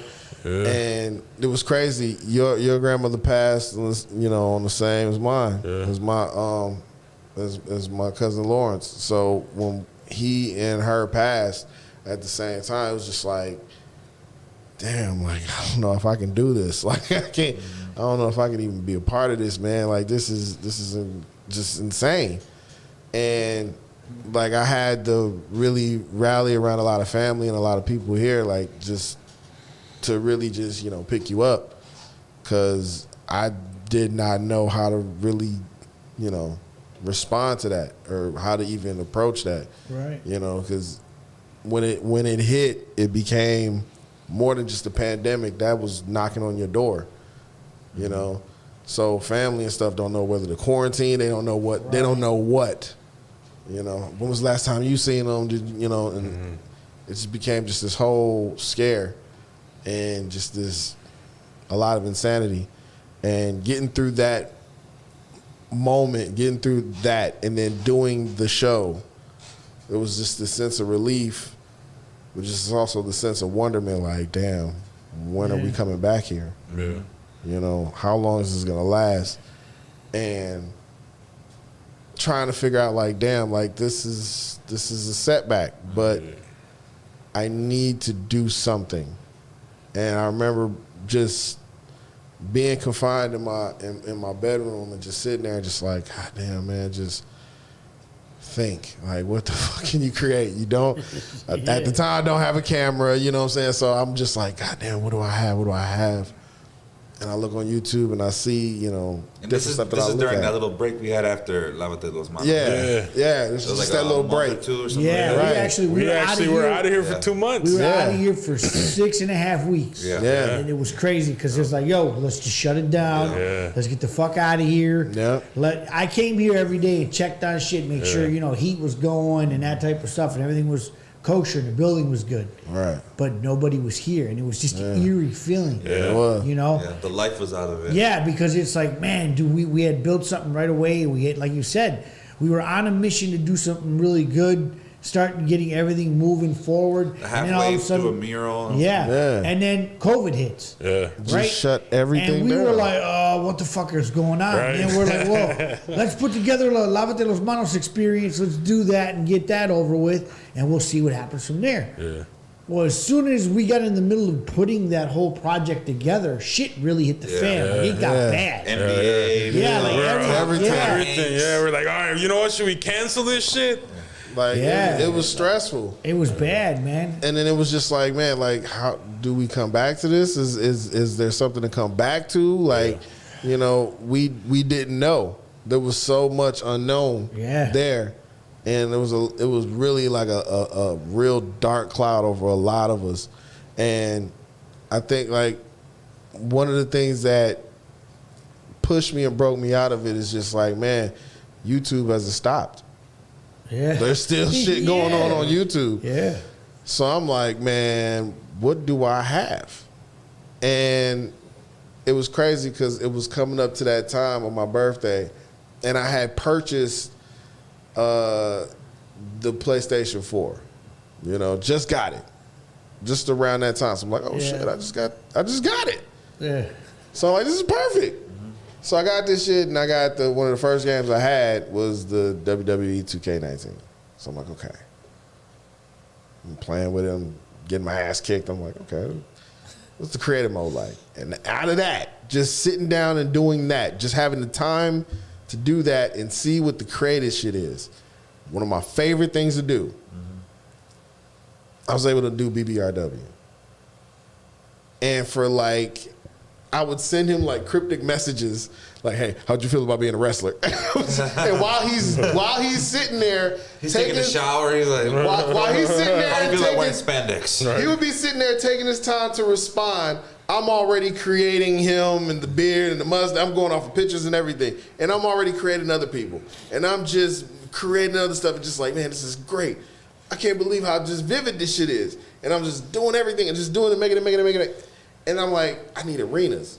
So I start creating arenas. And I realized how easy it was to do it. Yeah. And everybody else said, that's meticulous. I'm like, it really isn't. Because everything else is standard. It's just the shit that you can add on is dope. Like, I was creating arenas outside. I was creating arenas where the rest of the side of the ring was on concrete. And you had to fight on wooden exposed boards. Like it was doing everything. And I was just creating all these different, you know, areas and stuff. And then I saw that you could do other creations, like create your own show and create your own pay-per-view. So I created the BBRW Wrestling. Yeah. And I reached out to my Facebook friends and I was like, hey, how would y'all feel about being wrestlers? And they was like, oh, I'll be down. So I ain't left the house in 3 weeks, bro. you know what I'm saying? So people was just like, yeah, okay. So I was like, okay, and they send me pictures and stuff, and send me little profiles of how they want to be. So I added it to the little characters and stuff, and whoever I had, and I would share it with them, and I'd be like, "How do you feel about this?" And they're like, "Holy shit, I like this. Who do I fight?" Yeah. So I had to create, a whole locker room. I had to create a whole like show, and every Sunday I had to drop a show, like a whole thing. And I was able to do this, partnered up with the damn game. And it let me get creative mode to just pretty much be a general manager. And the game is like, I got the rest. Put me on Legend, I got the rest. So I'm filling him in. And I'm like, hey, I got this show that's going to debut and your character's in it and everything. Trust me, you got it. You just watch. And I debuted the tournament. And when I launched it on YouTube and everything, I was pulling it in for people to see it. And I came over and I was editing at his house, and he was just like, what the fuck is he doing? Like, just looking at me like, what the fuck is this? But when I shared it, people loved it. They was like, man, this is better than the shit that's coming on now. So they were just clamoring for it and stuff. So I was like, okay, let's keep it going. And I kept, trying to do it, and I would get so fucking frustrated. And G, who knows how I get when I'm like, I need this to be right. Yeah. And, once again, him, who's, I ain't got shit going. Let me use my shit. I cleaned my gun like 60 times this week. He's like, I got nothing to do. I have nothing to do. I ran out of Q-tips. I can't go to the store to buy more. He's like, what? You want my help to edit? And I was like, dude, if you can help me, great. And I'm like, I need subtitles. I need this, that, and the third. Bet, I got it. So I'm able to do what I can to edit these matches and put this match together and then send it to him, and he adds in the graphics. The next thing you know, every week he's added other stuff that was just like taking it to the next level. And before you know it, before we closed out, we had 22, 21 episodes, like a whole fucking season. Yeah. And I had to break because we were getting, back into the groove of things. And as I've had the time to help and do other stuff, I still get people talking about, people from that, people who've seen it and left, they leave messages, they leave comments and talk about, yo, this shit is dope. When is this coming back? When is this coming back? When is this coming back? And I'm trying to figure out how this shit Twitch work. This shit on Twitch works. Yeah. This streaming shit, because it's like you got to go from the damn whatever. Yeah. So I'm trying to figure this shit out, how to bring season 2 to you guys. But trust me, when I do, we'll get it done. But I'm telling you, this shit. You got to make sure you capitalize off the people that they can watch it and subscribe to you and all that stuff. Right? Yeah. I want to make sure it's a perfect rollout and stuff. So trust me, I'm getting it together. It's ready. It's just trying to figure out that streaming format. It's a whole nother ball game for me, and getting that system down. But once I do, you'll see the next generation. And you'll see these guys. Now the real question is, though, if the WWE is Fly Cat's in this. You'll see this character. Yeah, Fly Cat's actually. Fly Cat's in there, man. This is a whole nother game, man. I'm telling you, this season is gonna be explosive. I cannot wait. The characters, everything, because it was a great storyline out of the first season, and I felt like I wanted to make it as entertaining as possible. And I hope it was. I know people loved it and stuff, and I want to re-show that and stuff. But I want to get season 2 out there, man. I'm anxious. I'm anxious. So much carnage. I like this roster of people. Man. I had to create some original characters, man. But this guy, he looks like he wants to say something. I'm still the fucking reigning, defending Intercontinental champion of the BBRW. Don't you forget that, folks. Just walks on and just fucking takes the title. That's all I had to say. But yeah, How about I can't you, wait to Chuck? get the Twitch, all that stuff started, because I would like to do some game streaming and stuff like that. Yeah. So I think Yeah. we should set something like that up here. Yeah, can we should. We can even do different time slots. People are here at different times, like so one Yeah. to 2 a certain time, Yeah. 8 to 6, 8 to 9, or a different time.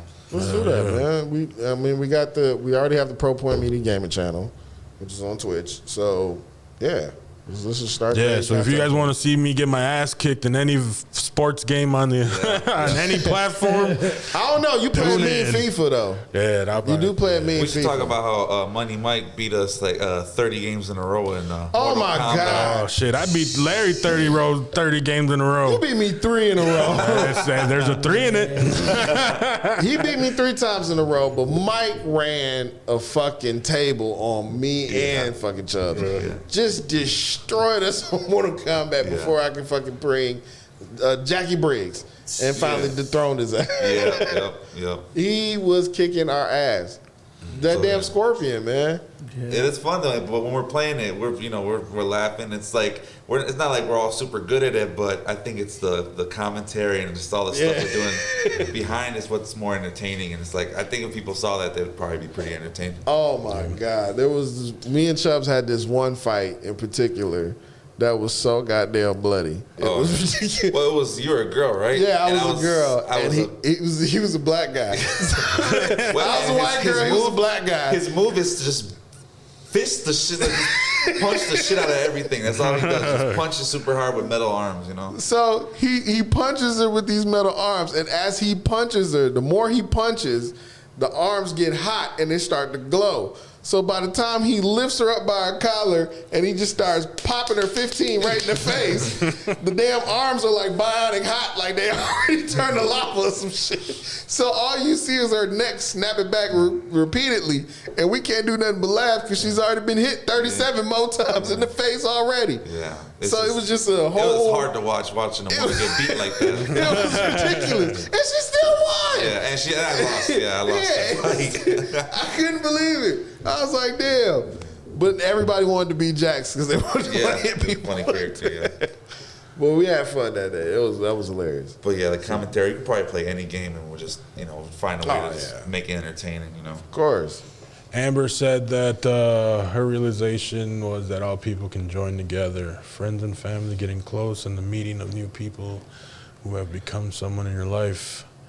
Yes, shouts out. That's true. That's true. Yeah, That's true. very, very true. Very You did a lot of people. I don't know about you guys, but for a lot, there was certain people that just kind of went their own way. You know, they kind of went and did their own thing. They kind of fended for themselves. That's what happens when things get hard. Usually, what people's true intentions come out, or whether you can tell whether they're scared, whether they're really with you or not. To the end. And sometimes it's fine if they can they want to do their own thing. Yeah, to each their own, man. To each their own. Like we say here often, this train has left the station. You're either on it, or you got off a little too early. Right. But hey, And to each their own. You're chasing it down. Yeah. Sometimes it's like that, though. Some people are meant to spectate. Some people are meant to entertain. Some people are meant to be Some the people- audience. Some people are meant to be on the stage. Yeah. Consumers, and providers. Providers. Sometimes you Just- feel like a nut. Sometimes you don't. It is what it is. People are people may not feel comfortable doing necessarily what you do, but they'll feel comfortable doing something that they would do that may actually coincide with something that you do one day. So you never know how the stars align. Still pursue your shit, and if it's meant to be, something there, then it'll be there. You just got to follow your own star. That's it, and you stay focused and you get where you're gonna get to, and you don't worry about who's riding with you. It's people are with you when they're with you. They're with you because they're with you, and if they really with you, then they're with you. But if they're not really with you, God damn it, you need to be cleaning up your shit. So stay clean. which one is you? Which one was you? The with you or with you? What you want with you? With you. I with you. So what are some type of things that you want to get accomplished this year, next coming up year? Everything. I want to Man. make another film. Yes. I made a film. The horror film? Yes, I do. Yeah, Oh. that one would be nice. Yeah, I want to make some. I read that one. For me, I just want to. Damn man. I want to.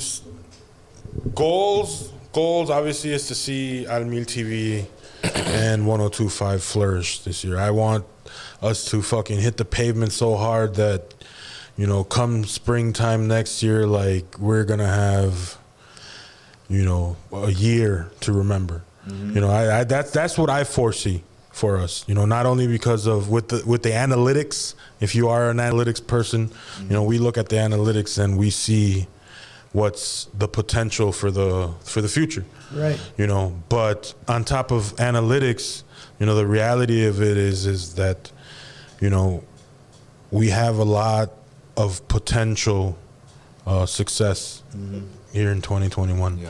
You know, and it's going to take what got us through 2020. A lot of, you know, putting your head down, working, you know, grinding and you know, we really don't have to. Obviously, you always have to tweak the formula because there's always things we can do better and bigger, but our formula is pretty solid to where we can apply it again, you know, and have a very, very good year. You know, The foundation. the foundation is there. Yeah, the foundation is there. And what I would like to accomplish, like Larry, is creative successes. Like, you know, obviously doing some film, doing, you know, the segmentation and, you know, doing the method lab and just growing, you know, and that's, yeah, I think for me that would be a good start, and then we'll tweak it as we go.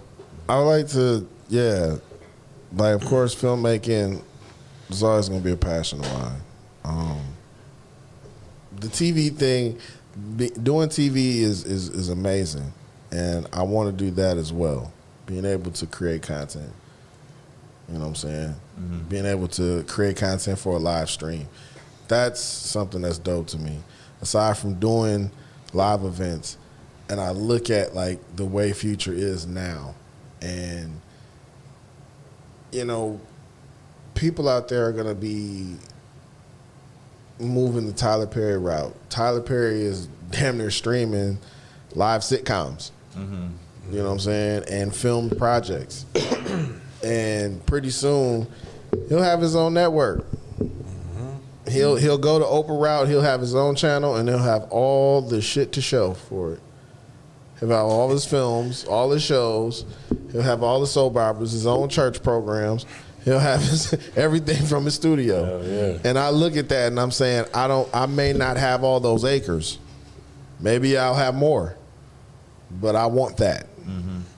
I want to be able to do that, because with all of that, you're providing a lot of jobs for a lot of people who normally couldn't get jobs.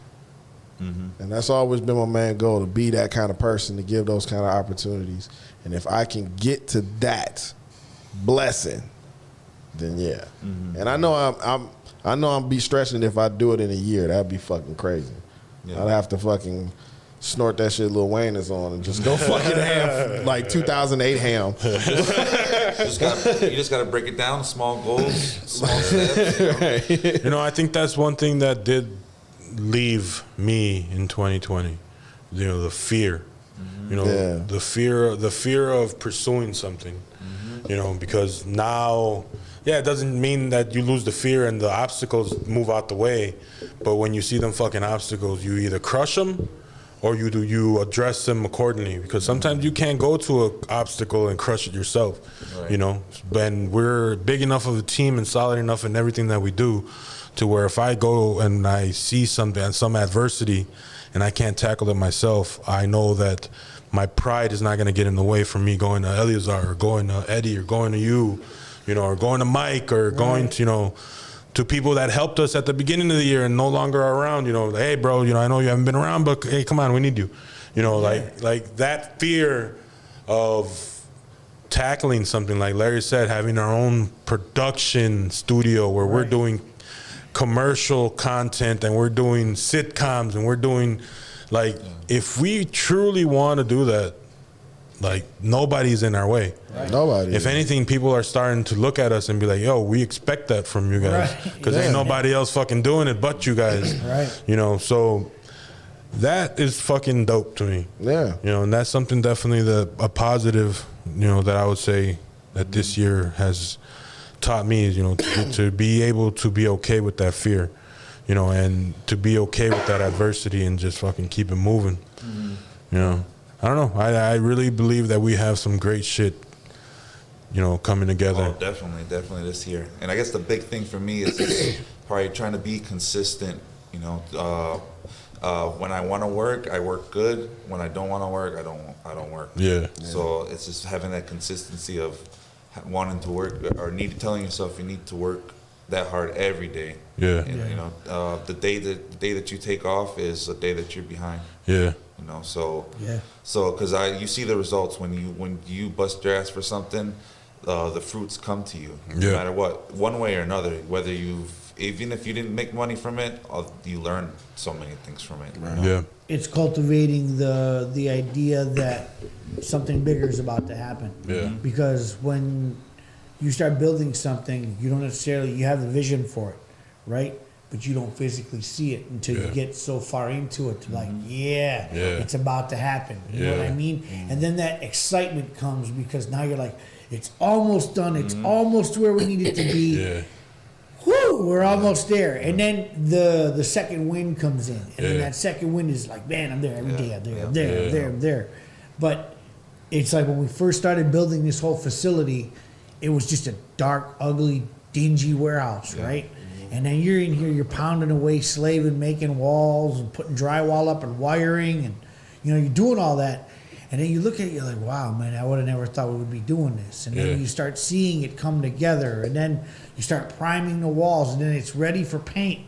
And then once the paint goes on the wall, it's a whole different vibe. You know what I mean? It's like, we're one step closer. We're almost there. And then it starts to function, right? Then once you start making it function and you start working it, now it's on you. Now it's on your shoulders. Right? Because now is what are we going to do with it? The building's done. We're here. How do we make it work? You know what I mean? Right. So then that becomes the grind with everybody. Yeah. Because now we're here. The building ain't going nowhere. Yeah. Right. There's little things that we can still add, little nuances here and there. But what is it that we need? Yeah. Right? So our niche and everything that we've put together and everything that we've built thus far is just got to go one step up. You know what I mean? And in that retrospect, for everybody, like Chubbs was saying, is that you have to build what we call animo. You have to build the driving willingness to want to do it, To You know what motivate yourself. Yeah, because don't get me wrong, you can get out of bed every day and go work for somebody, right? And you're helping them build Their empire. their empire and their domain, right? But when we come together here, we're doing the same thing for ourselves. You know what I mean? It's something that we're going to get out of it Yeah. because this is actually developed for ourselves, right? So that's the only reason why we're all at the table. We're at the table because we're emotionally here, we're physically here because we want this to grow so that we can all eat from it, right? Where if you go to work, let's say Walmart, you just go to work and you're at Walmart. The cesspool. Right. The fungi finale. Fight Club. You're right. What you're doing is you're going there to help Mr. Walmart and his family eat. Right? You're just working a dead end job. Because what are you going to do? You're going to be, even if you're in the Walmart chain and you can become management, you still belong to Walmart. You know what I mean? And you can be fired. You can't be fired from something you own. Nope. Exactly. You can Period. just run it into the ground. Right. And some motherfuckers get lucky that they run it into the ground and they just keep getting them Right. chance after chance. So, and that's the biggest thing is when you look at stuff like that people don't understand that is that being your own boss gives you freedom to do a lot of different shit, right? But in a group like us, I'm not going to come to Gio and be like, man, you know what, you're fired. I can't fire you from something that you own a part of. Exactly. You know what I'm saying? Now I could come to you and say, hey, we need to have a discussion about something or this, that, and the third, and rectify it and fix it. Yeah. Right?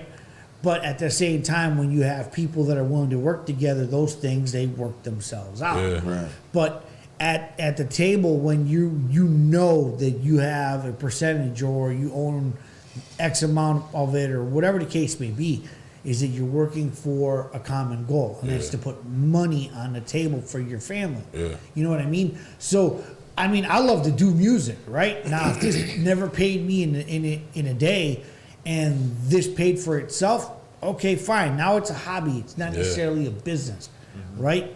But because it needs to make money so that it can pay for itself and pay bills and everything else, I have to work at it. Yeah. So that means, one, if I don't like doing it, I'm going to be upset. Yeah. Because now I got to be here every day, beating the clock. The You know, culture changes. And it's one of those where if you're not comfortable doing it, you get bored with it, and then it fails. Yeah. Because you lose interest in it. Mm-hmm. You know what I mean? Yeah. So, and that's the biggest thing is if you lose interest in what you're doing, it'll never be successful. Yeah. It'll never be successful. How is it for you though? Like obviously like we came in as a add-on to what you had going. Like you said, you know, you did the building, and you know, we talked. Like we coerced you to working with us, and then Put a gun on your head. because honestly, you were the one that came back to me and was like, hey, you know, you guys want to move? Yeah. And I was like, we want to move? Yeah, fuck it, let's move. All right, we're moving. It's Like, like, hey man, Where are we going? I'm gonna be 100% honest, man. The end of my 2019 into 2020 was a fucking nightmare.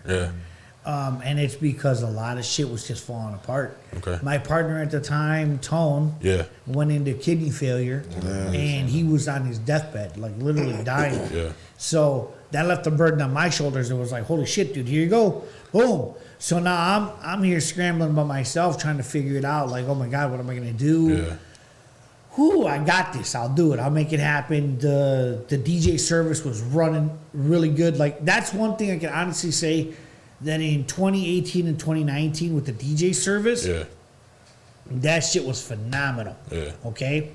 We were busy every weekend, 3 and 4 gigs a weekend.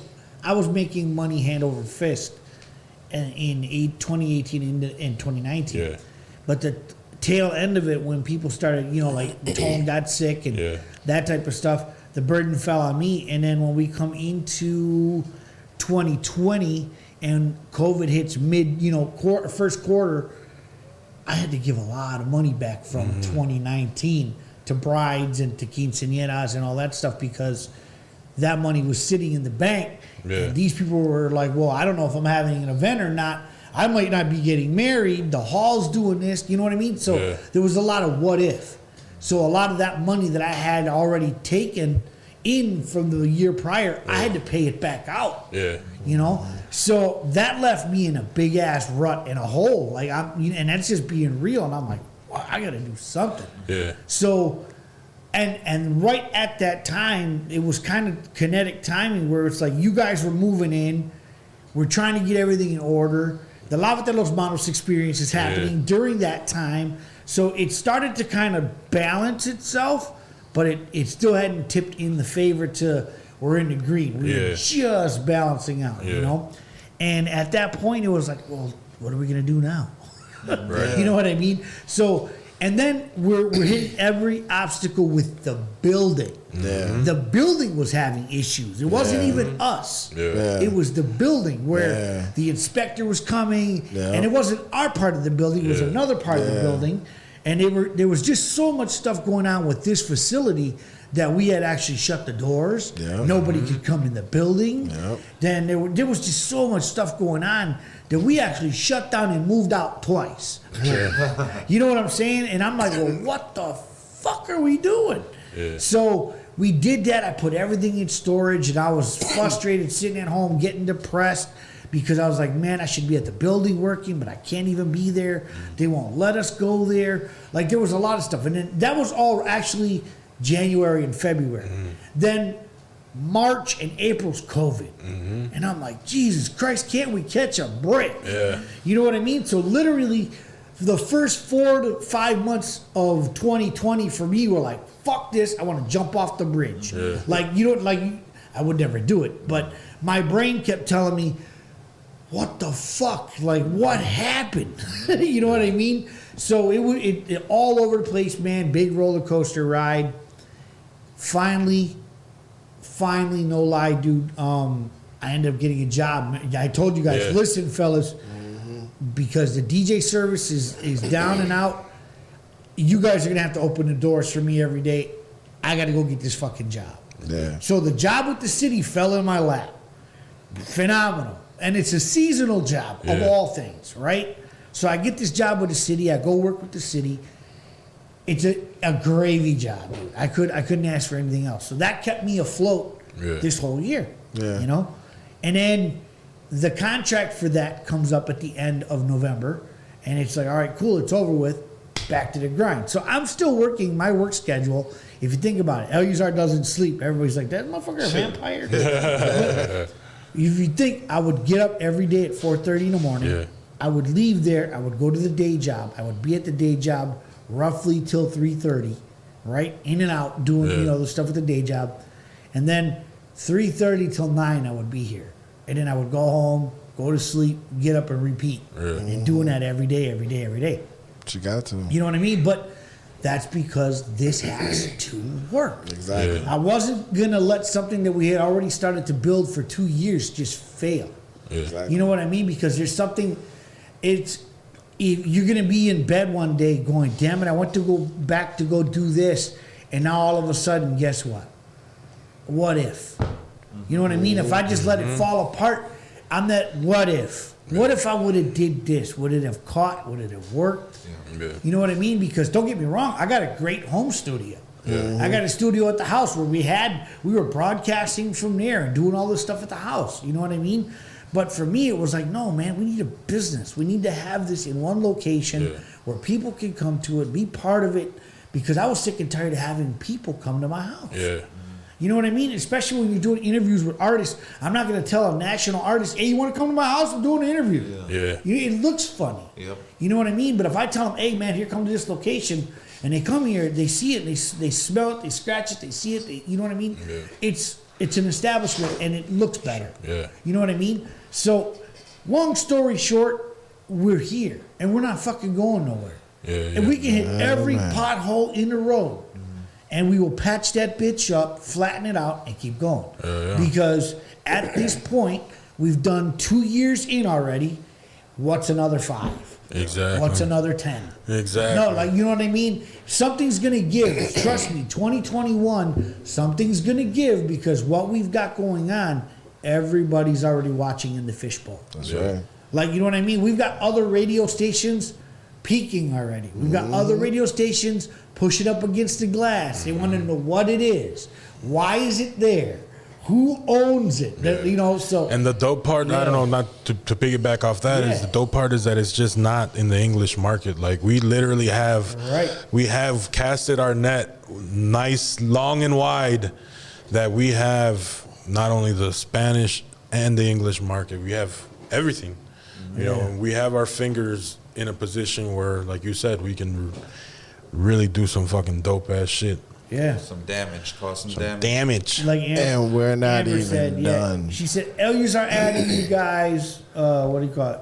It was inevitable." It's inevitable. Yeah. But no, for real, and I appreciate you guys. And I, you know, like I said, I told you guys before. I think we've put together a great arsenal, Yeah. and that arsenal is going to catapult us into the next couple of years. You know what I'm saying? As long as we all work diligently at it, like I said, we'll hit more potholes. I know we're going to. Yeah. But as long as we iron them out, we're good. You know what I'm saying? It's we have to keep doing this for us, because nobody else is going to do it. It's not going to ever be handed to us. Exactly. Unless one of us wins a fucking lottery. Man, and none of us play the lottery, so Right. how the fuck we gonna win Exactly. You know what, man? It was funny because I am the lottery. I wanted to do this thing where everybody did $10 a week. Uh-huh. And we do the thing called a $10 luck. Wisconsin has a pool where it's called the $10 luck. Okay. And it gives you a ticket from every single one of the, like the pick 3 and all Yeah. that shit or whatever. So what we do is all of us put in $10. We go buy a whole pool of tickets, and if we fucking hit it, we hit it. Dope. Let's do it. Let's do it. You know Fuck what I mean? yeah. That's what we $10 should luck? do it. It's- $10 luck. It's called a $10 luck. Knuck if you buck. Yeah, so I $10 luck. think we 10 should buck do luck. it, man. It's Let's do it's it. $10 a week, and if you know what I mean. She said, "Here, do." I do. If I win, donate. You remember that guy That's what's that up. won the lottery? Was it a year ago from here? Oh, the Hispanic, the young His guy? last name is Franco. Yeah. So people were calling me. Theo! I called in to work that day. I remember calling in at work that day, and then that dude called me back. He's like, all right, that's cool. And he hung up, and he called me back. He goes, hey, Rolando. He's like, did you win the lottery? I was like, That's fucked up because I think I called Eddie too. I was like, hey, this guy's a Franco. Is that Chubb's family? Dude, you would have seen me. I would have told everybody, I'm rich. I was like, damn, he's designing something for me right now. Funny. Should I expect a callback or not? He's like, fuck that, never mind. See you in Hawaii. Yo, one of these days, man, we're going to hit that moment where it may not be a lottery moment, but I think creatively or even financially we're going to hit that moment Yeah. where something that we create, something that we do is going to touch over millions of dollars. You know, for me, what it is, it's when I was going to school in 2012, like they always had previous students come in and do like the weekly speeches, like the weekly, you know. I was like, and I would see like the guys that graduate a year, 5 years, you know, working down at the radio station. Because in Chicago, it's sports. If you're making on sports radio, you're the fucking shit. You know, you're the shit. So these guys would come in and I'd be like, damn, like this fucking year sucks dick. Like I can't wait till they call me and have me come to this school. I was like, and then through the years, that's what I was like, man, at some point I'm gonna get this fucking call. You know, for me, it's not even the call anymore. It's just having that story that if they ever out the blue happen to reach out to me, I have something to tell them, you know? Yeah. Like that shit to me is dope. Yeah. You know? Yep. That's Yeah, cool. man. But So 2021 is not, that's going to be something else. right, Yes. And I can't wait. radio you can watch. We gonna get our superpowers. Hey, I'm going to bless this team with my Check it out. superpowers. we've got the new websites being developed as we Yeah. speak. Shouts out to Randy. Randy's busting his ass getting a new website done. It should be done in the next couple of days. He's been putting it up, taking it down, putting it up, taking it down to check framing and Yeah. stuff. But he's like, man, I want to launch it all in one day. He goes, and I know a lot of people have been going to the site because we've been telling people go to 1025 MKE, and they go there like, dude, why does it say it's some pottery place or something right now? Because it was a template that was there that he was working off of. Yeah. But it's coming. It's trust me, I've seen it. The new layout's dope. It's fucking excited. awesome. Yeah, I'm so excited. you guys make sure you guys keep that bookmarked. Don't go nowhere. Use it, share it. And like I said, man, there's a lot of things brewing. Radio, you can watch Al Mil TV. TV. We're bringing Al Mil Radio online, where Al Mil Radio is going to come to 1025 on a 105 Saturday night. yes. So Saturday or Thursday. with Cheleando en Vivo and all the stuff going on. And what was it? Live con Al Mil Records. Yeah. Featuring Mace Marchi And Money Mike. And Mike. Money Mike. You're basically gonna see everybody how we all hang out over here. We're just gonna put it on the radio. Gonna be a lot of drinking. Yeah, A lot it's of gonna be Mitch, super dope, man. But yeah, man, and shouts out to you, Amber, and everybody, Lala. Yes. You know, everybody that's joining us since we started the Method Lab. Yeah, man. Brother Ham, Zaire. Everybody. Brother Ham. Brother Ham, I did. Brother Ram. Brother Ram. Brother Ham. Brother Ham. Hamburger. Darvin Ham. Darvin Ham. This, and believe it or not, this is the last show of this year. Yeah. Okay, so we'll be back in 2021. 2021. We got best foot forward. Yes. So We'll be you back till guys. next year, bro. Yeah. That's right. We'll see you next year. So you guys be safe out there. You right there. We in love the you guys. screen. We'll talk more shit. Yeah, man. And we And- love you guys, man. Make sure you guys be safe for the holidays. Yeah. And don't eat too much, man. Yes. Please Let's don't. start this year off Please right. don't. And we are out. Later. Yeah. Yeah. Let's see. I'm gonna be king of the pirates.